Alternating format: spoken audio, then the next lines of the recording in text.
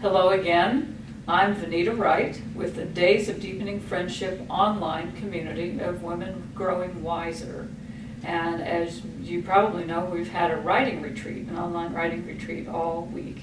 And I thought that some of you might want a little more knowledge, a little more information about possibly publishing writing, what's involved with that. So I thought I would bring on my colleague, Joe Durapos, who has quite a history in terms of book publishing. In fact, I'm going to let you just introduce yourself. Sure. Hi, I'm Joe. I've been an acquisitions editor here at Loyola for 11 years, and prior to that time, I was a literary agent for 6 years, specializing in spirituality books with an emphasis on Catholicism.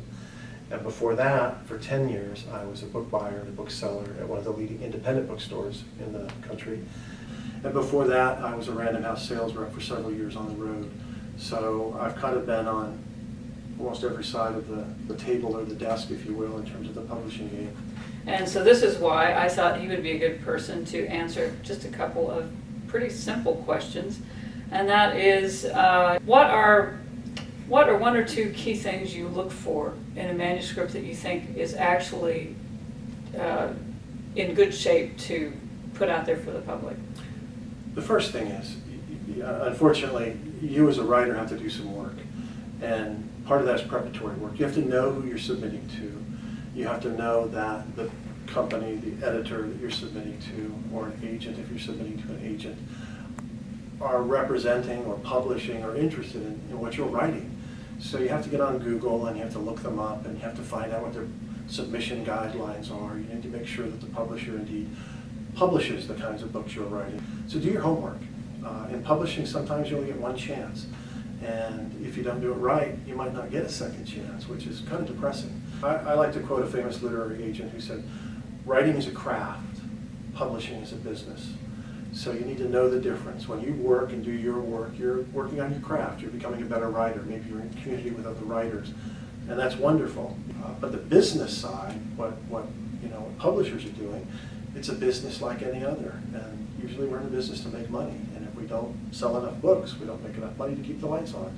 So you need to know those two twin realities. They run concurrently.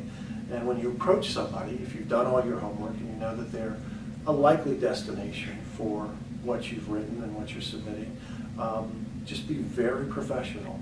If you can go online and find out exactly how they like to be approached, do that. Make sure you spell their name correctly. Get their title. Make sure that you address them properly. Do everything you can in terms of being as professional and using as much professional etiquette as possible. And it's just a matter.